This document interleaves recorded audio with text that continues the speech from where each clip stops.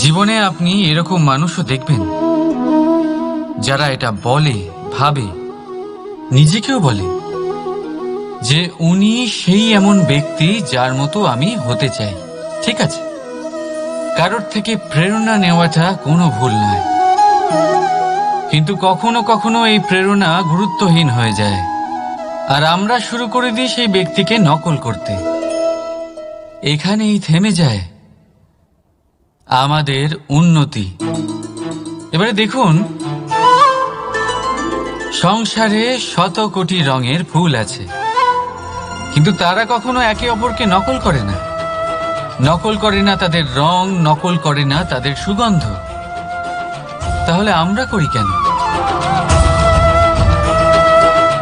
প্রতিটা ব্যক্তির মধ্যে কোনো না কোনো প্রতিভা অবশ্যই থাকে, যা ফুটিয়ে তোলার সঠিক সময়ও আমাদের কাছে থাকে। কিন্তু সেই মানুষ সেই প্রতিভা নির্মাণ করার পরিবর্তে সময় নষ্ট করে অন্য কারোর মতো হওয়ার জন্য, কাউকে নকল করার জন্য। এটা করবেন না। সময়কে ব্যবহার করুন নিজের অস্তিত্ব নির্মাণ করার জন্য, কারণ কারোর ছায়া হওয়ার থেকে ভালো আপনি কারোর জন্য প্রেরণা হয়ে উঠুন।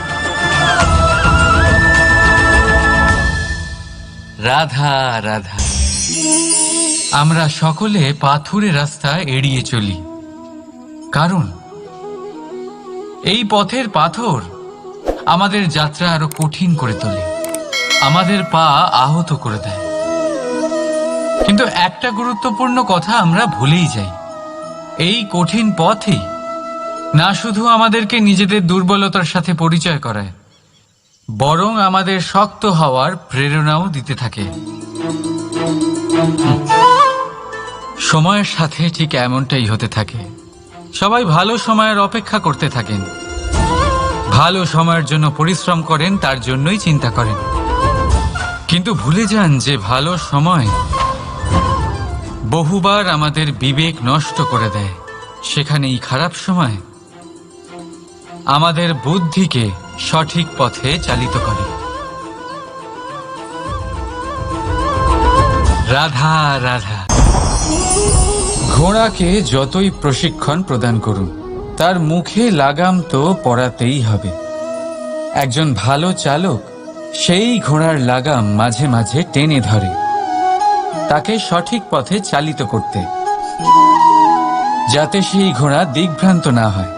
এবার একটু ভাবুন, ঠিক এরকমই হয় আমাদের মন। যদি এটা বিবেকের লাগাম দিয়ে মাঝে মাঝে আমরা টেনে না ধরি, তাহলে আমাদের এই মন দিকভ্রান্ত হতে পারে।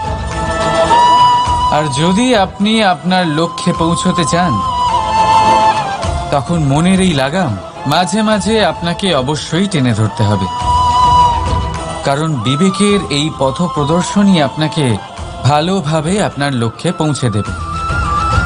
মনে রাখবেন আর আমার সাথে ভালোবেসে বলবেন, রাধা রাধা।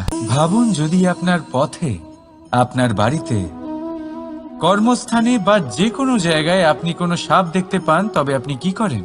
সেই সাপের থেকে আপনি দূরে পালাবার চেষ্টা করেন, বা সেই সাপকে আপনি সরিয়ে ফেলার চেষ্টা করেন। চেষ্টা করেন যাতে সাপের থেকে আপনি মুক্তি পান, যাতে সে আপনাকে ছোবল না মারে, তাই না? এবার ভাবুন, যদি সেই বিষধর সাপের কাছে মণি আছে জানতে পারেন, তাহলে কি করবেন? তখন আপনি তাই করবেন, সেই সাপের থেকে দূরে পালানোর চেষ্টা করবেন। এবার দেখুন কি অদ্ভুত ব্যাপার, মানুষ সাপের থেকে দূরে পালাতে থাকে, তার কাছে মণি আছে সেটা জেনেও। কিন্তু এই মানুষ ধনী আর দুষ্ট লোকের কাছে নিজে পায়ে হেঁটে যায়, চেষ্টা করে যে তার উপর ওদের কৃপা দৃষ্টি থাকে, আর এই সব কাজ শুধুমাত্র ধন লাভ করার জন্য। তাই মনে রাখবেন, সে রূপবান হোক বা ধনবান, দুষ্ট তো দুষ্টই থাকে, আর এই দুষ্টদের থেকে দূরে থাকাটাই মঙ্গলজনক। কাছে তাদের রাখুন যাদের মনে প্রেমের অমৃত আছে, কাছে তাদের রাখুন যারা জীবনে কর্মের ওপর নির্ভরশীল। রাধা রাধা।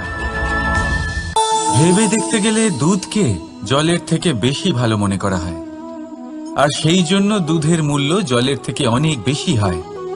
এবার যদি এই দুধ দিয়েই দই বানানো হয়, তাহলে এর আয়ু আরো কিছুদিন বেড়ে যায় এবং এর মূল্য আরো কয়েক মুদ্রা বেশি।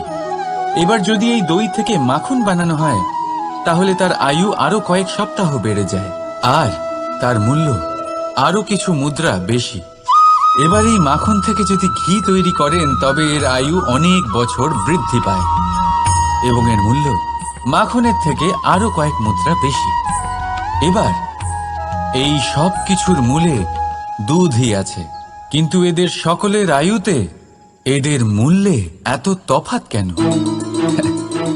তার কারণ এই যে দুধকে দই হওয়ার জন্য অনেক কষ্ট সহ্য করতে হয়, দইকে মাখন হওয়ার জন্য লাঠির আঘাত সহ্য করতে হয়, আর মাখনকে ঘি হওয়ার জন্য বহু ঘন্টা ধরে আগুনের তাপ সহ্য করতে হয়। তারপর গিয়েই মাখন ঘি হয়, তারপরেই এর আয়ু বাড়ে এবং মূল্য বৃদ্ধি পায়। এবার আমরা মানুষেরাও সবাই সমান, দুধের মতো। কিন্তু মহান সেই হয় যে কঠিন পরিস্থিতির মুখোমুখি হয়, যে বিপদের মোকাবিলা করে, যে এই প্রতিযোগিতাগুলোয় সফল হয়। এই সব করলে তবেই জীবনে অগ্রসর হতে পারবে, তবেই জীবনে আপনার যশের আয়ু বৃদ্ধি পাবে, আর তখনই এই সংসার আপনাকে মহান মনে করবে। রাধা রাধা।